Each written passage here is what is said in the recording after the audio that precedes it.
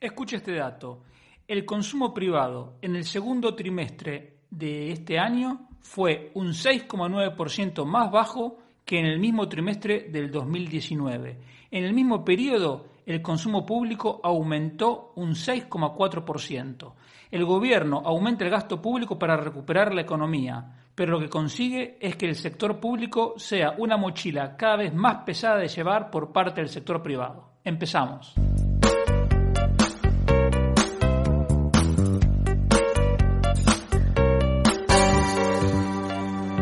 Economía Hoy, con Diego Barceló. Hola, bienvenido a este segundo programa de nuestra quinta temporada de Economía Hoy, con la ayuda fundamental de Miguel Martínez en el control. Recuerda que me puedes encontrar en redes sociales, tanto en Twitter como en Instagram, soy @diebarceló, y en YouTube, LinkedIn, Facebook y Telegram me encuentras por Barceló y Asociados. Además, en la página de Facebook de Radio Intereconomía Asturias puedes encontrar todos los programas que se emiten desde aquí. En cuanto a las tres principales noticias económicas de la semana, yo quisiera empezar por el sistema de financiación autonómico, que es algo que normalmente no ocupa espacio en las portadas ni en los telediarios, pero es algo fundamental y que en España está lamentablemente muy mal hecho. Como sabes, el gasto público lo realizan las comunidades autónomas y el gobierno central, y en otra parte también los municipios. Pero los impuestos son fundamentalmente recaudados por el gobierno central. Entonces, el sistema de financiación autonómica lo que hace es repartir, es una fórmula para repartir los impuestos que recauda el sector, el gobierno central, entre los distintos niveles de administración, fundamentalmente las autonomías. El sistema que hay ahora es un verdadero desastre que se hizo en la época de Zapatero, como no podía ser de otra forma. Y el sistema consiste en que el gobierno central, al momento de hacer los presupuestos para el año siguiente, estima cuánto va a ser la recaudación y sobre esa base le da a cada comunidad autónoma una determinada cantidad de millones de euros a cuenta. Le va dando mensualmente dinero a cuenta de esa cantidad total estimada. Obviamente, como nunca la realidad coincide con lo estimado, 2 años después se hace el ajuste. Entonces, si finalmente la comunidad autónoma recibió más de lo que le correspondía, se lo devuelve. Entonces tú fíjate cómo es el sistema. En el 2018, cuando el gobierno hizo el presupuesto para el 2019, tuvo que estimar la recaudación del 2019. Sobre esa base estimada del 2019 se adelantó dinero a las comunidades autónomas. Y recién este año, en el 2021, se hace el ajuste de lo que se hizo en el 2019. Es decir, es una complicación. Por supuesto, cuando el cálculo, cuando el error es mayor y las comunidades autónomas quedan debiendo, dicen que no pueden devolverlo, entonces hay que hacer planes específicos para la devolución de esa diferencia. Bueno, por lo tanto, el sistema hay que cambiarlo y eso es correcto. Y entonces el gobierno, el Ministerio de Hacienda, va a presentar en noviembre una propuesta para un nuevo sistema. El error para mí es hacerlo en este momento. ¿Por qué? Porque para que haya acuerdo, para que haya unanimidad, para que todas las comunidades autónomas acepten el sistema de financiación, cualquier modificación, tiene que cumplirse un punto central, y es que ninguna reciba menos de lo que ya está recibiendo. Porque si no, evidentemente no lo van a aceptar. Bien. Hoy hay comunidades autónomas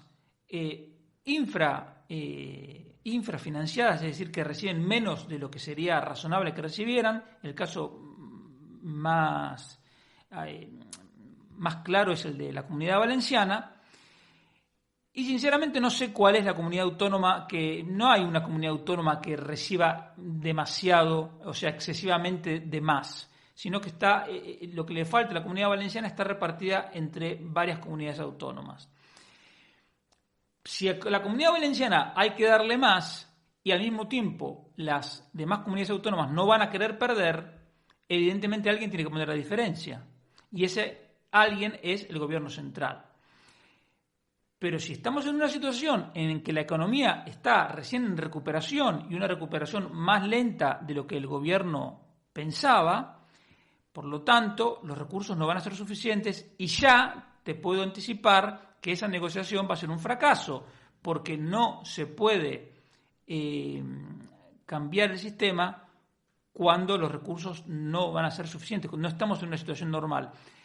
Los sistemas de financiación autonómica se cambian en épocas de vacas gordas, digamos, en épocas en que la economía va bien. ¿Para qué? Para asegurarnos de que todos reciban al menos lo que ya están recibiendo, porque si no, no lo van a aceptar.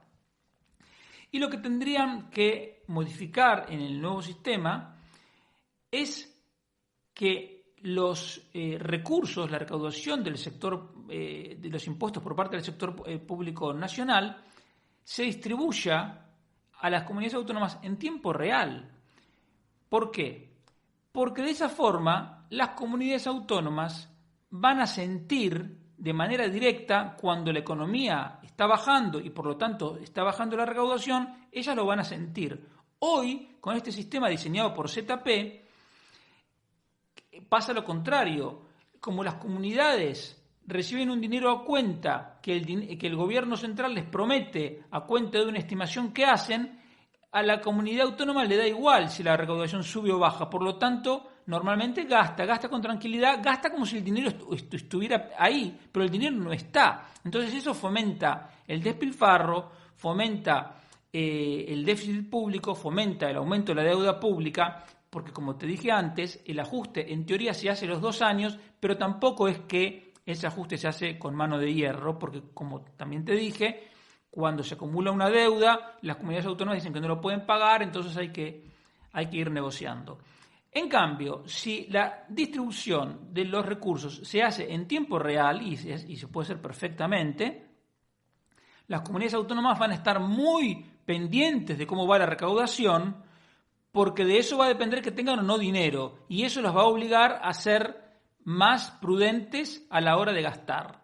Y eso, por lo tanto, va en nuestro beneficio, porque al final los que pagamos los platos rotos de todos los manirrotos que nos gobiernan somos nosotros, los ciudadanos.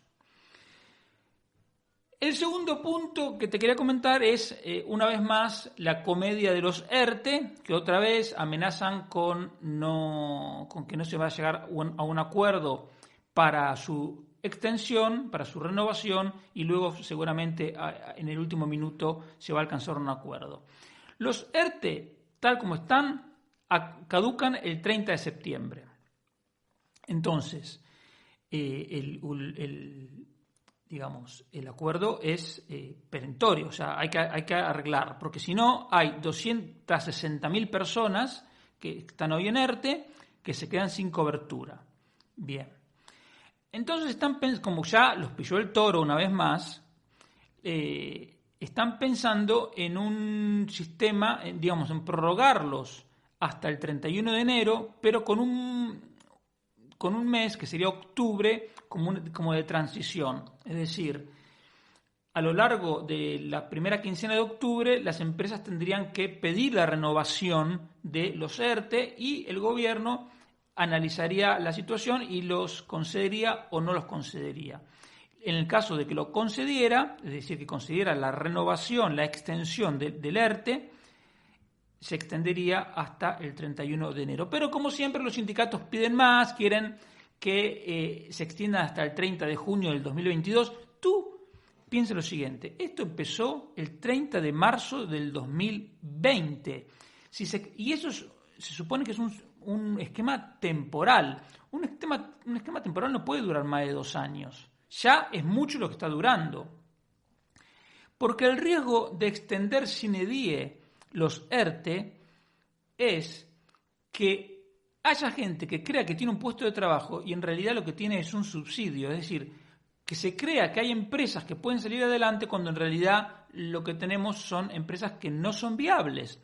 Entonces es un punto que no es fácil de decidir, pero hay un momento en el cual una empresa que es viable deja de serlo. Esto es como una enfermedad. Tú tienes una enfermedad, una apendicitis. Vale, si tú te la cogen a tiempo, se opera y no hay ningún problema. Ahora, si tú la dejas estar, pues te puede hasta provocar la muerte. Con las empresas pasa lo mismo. Una situación puntual, un problema que dura X tiempo, se puede sobrellevar.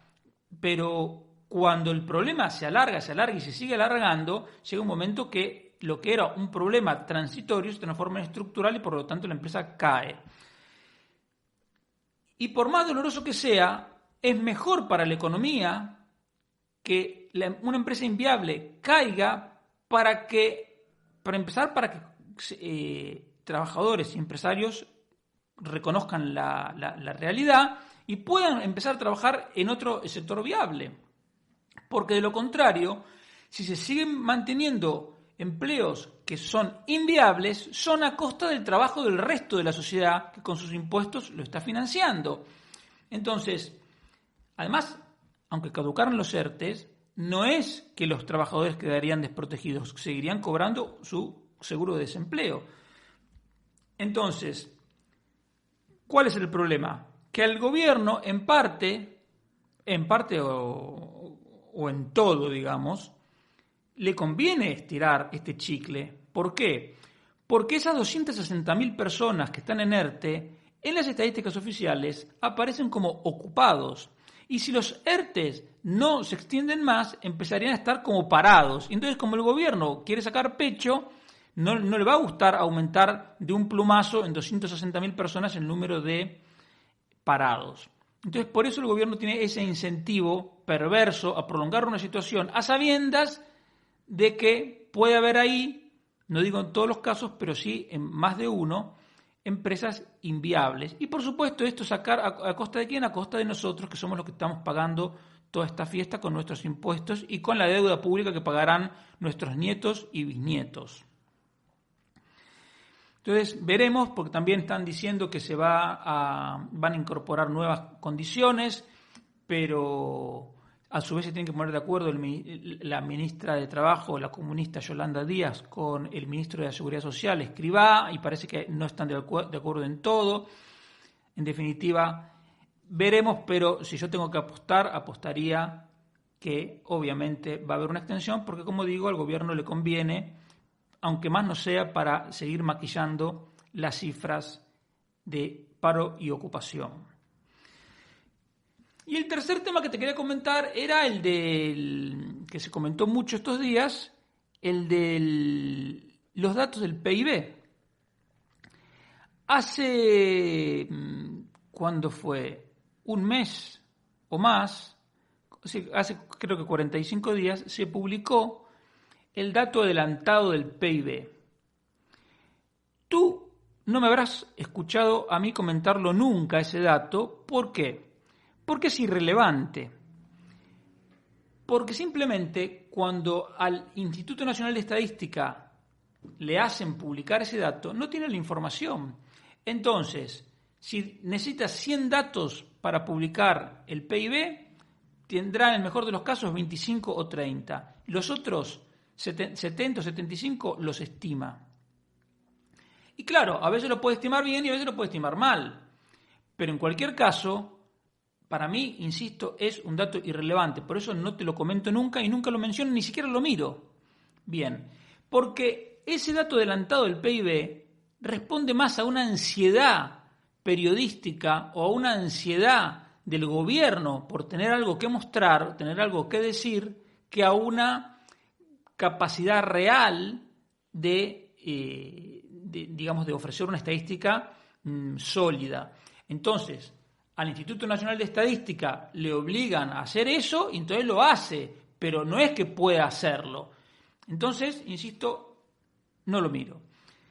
Pero además la cosa es peor, porque no solo se trata de un dato estimado, sino que luego tienen esa costumbre para mí muy equivocada de hablar de las variaciones trimestrales, pero claro, no es lo mismo comparar la actividad del verano con un mes de otoño, porque las actividades son distintas, porque en verano la gente suele tomarse vacaciones, se trabaja menos horas, etc. Por lo tanto, para que esa comparación se pueda hacer, hay métodos matemáticos que se llaman de desestacionalización, pero eso es meterle más mano, más masaje a un dato ya de por sí débil. Entonces, cuando publicaron el dato, hace 45 días, les había dado que el PIB trimestral había crecido un 2,8%, que es mucho. Y entonces estaban muy contentos en el gobierno y publicaron ese dato por todos lados. Pero resulta que luego el Instituto de Estadística recibió la información y todavía la información no es definitiva, porque los datos del PIB se siguen revisando durante bastantes trimestres, aunque en menor medida. Y entonces el Instituto de Estadística dijo que no había crecido 2,8, que creció 1,1. Y para el gobierno fue un masazo. Entonces, ahora que salió el dato, ahora sí lo miré, porque es el dato, como te dije recién, no definitivo, pero podemos considerarlo cuasi definitivo. O sea, es provisional, pero ya con una cantidad de información significativa. Y el dato, ¿qué te dice?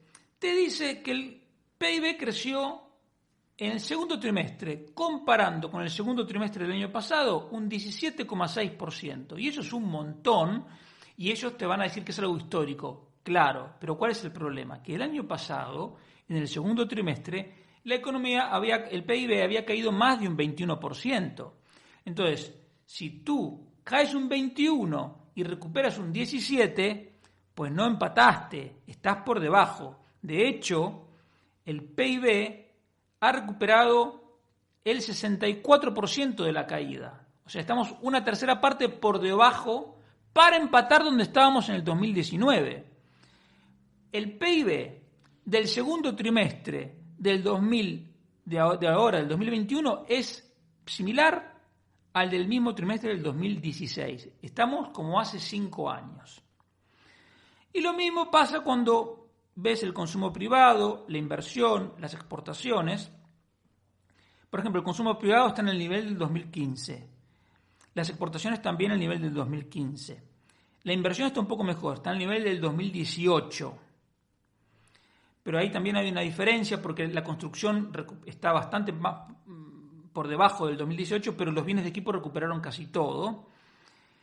Y lo mismo pasa en las exportaciones, porque las exportaciones de mercancías también se han recuperado casi totalmente respecto del 2019, pero las exportaciones de servicios, es decir, básicamente el turismo que recibimos del exterior, que en las cuentas nacionales se cuenta como exportaciones de servicios, están en el nivel del 2000.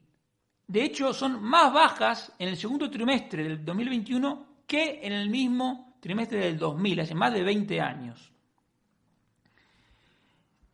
Por supuesto, la gran excepción a estos datos bastante lúgubres es el consumo público, que está en récord histórico, porque los políticos están en su realidad paralela y ellos siguen gastando, y entonces, de hecho, el gasto público no ha dejado nunca de crecer a lo largo de toda esta crisis, porque además tienen la justificación totalmente equivocada y perniciosa de origen keynesiano, que es bueno el gasto público para reactivar la economía, cuando en realidad es realmente muy malo porque dificulta el crecimiento de la economía, porque como decía al principio, hace que el sector productivo tenga una mochila cada vez más pesada con la cual cargar. Ahora, ¿qué pasa? ¿Cómo queda el año? El gobierno, basado en el dato provisional, realmente parece mentira.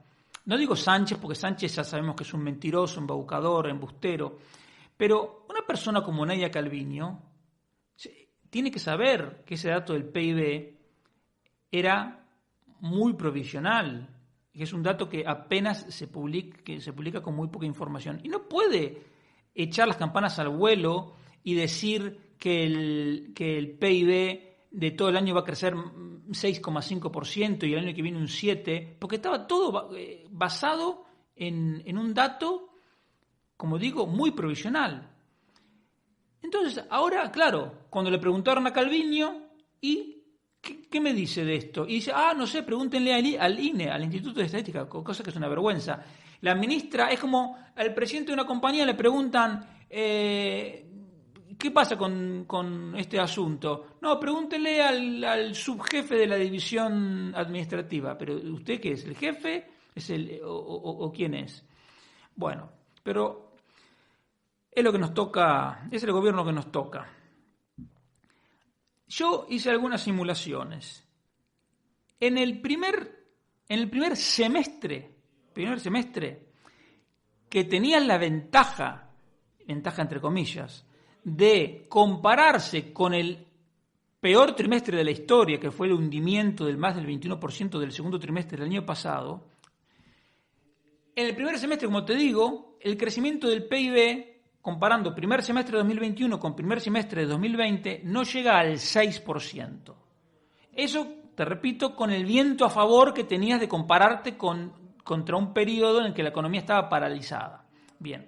Por lo tanto, decir que el crecimiento de la economía se puede acercar al 6% es ridículo desde un punto de vista, de otro punto de vista podríamos decir que es hasta risible, pero sobre todo, hablando de un gobierno, es faltar a la verdad, es mentirle a la gente, pero claro, es el deporte que más practica este gobierno. Pero yo te digo a ti, para que no te vendan pescado podrido, ni en sueños se va a acercar la economía a crecer al 6 al año, porque el primer semestre no llegó y es cuando tenía el viento más a favor.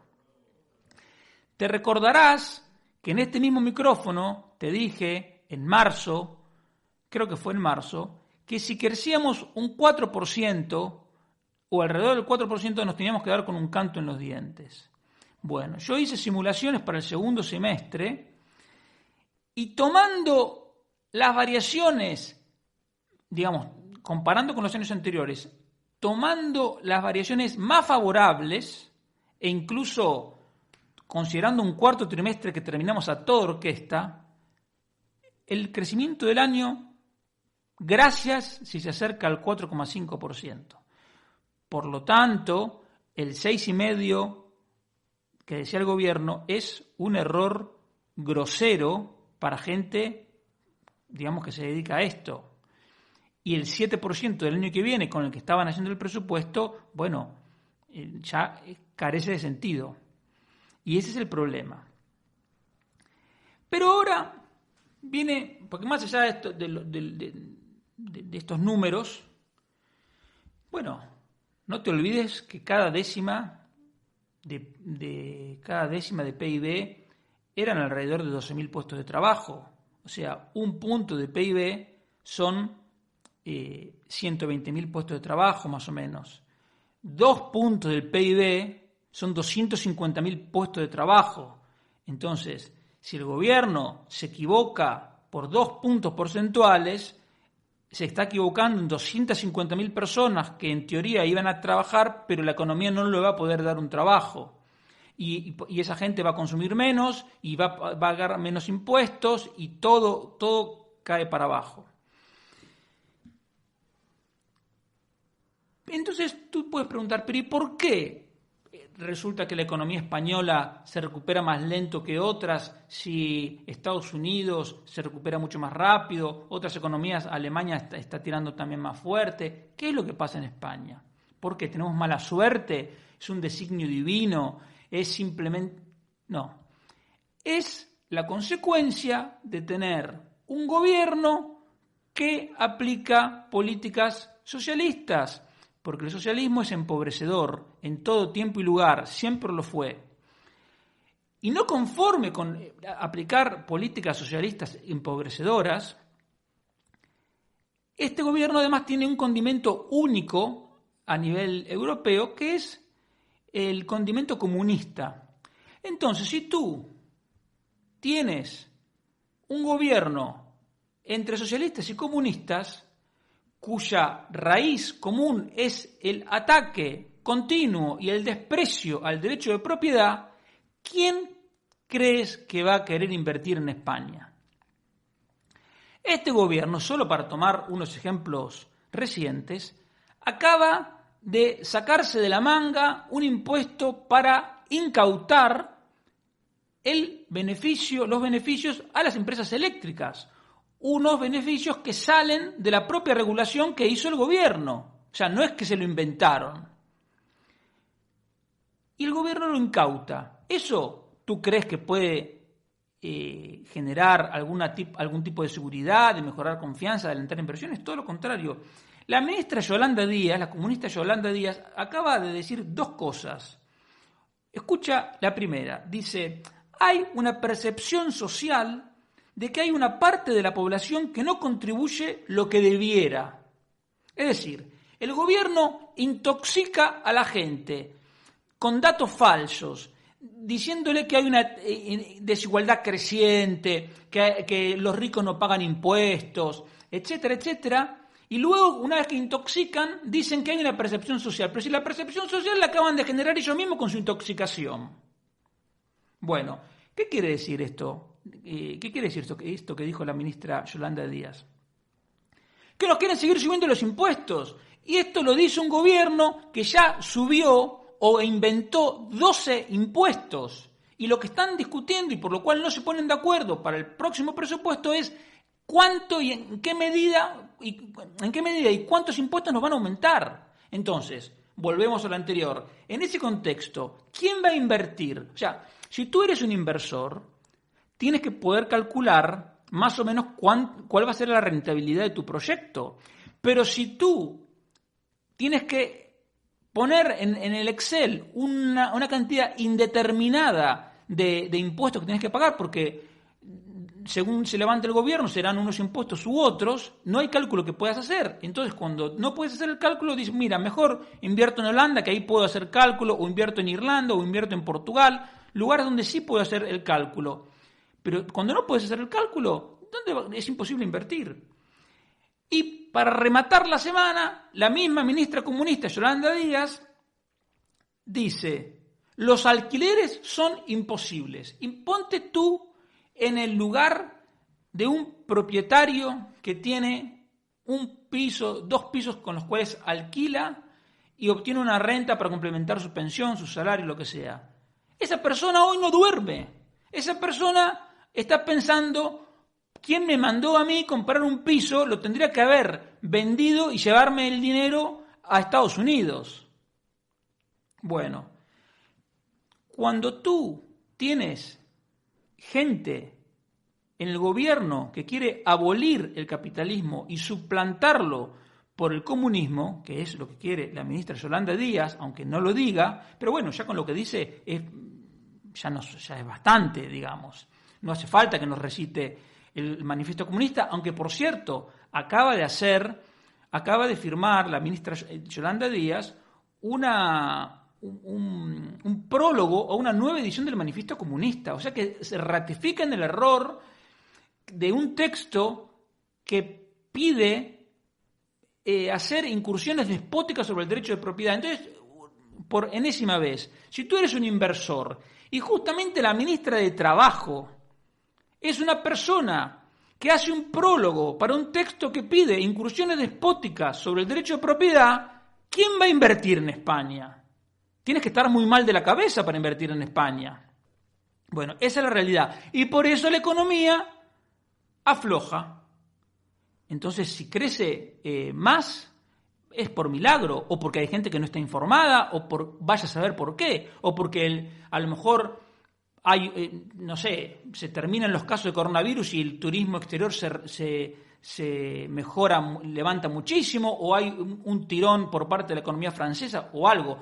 Pero el gobierno español hace todo exactamente lo contrario de lo que hay que hacer para captar inversiones y fomentar la inversión en España.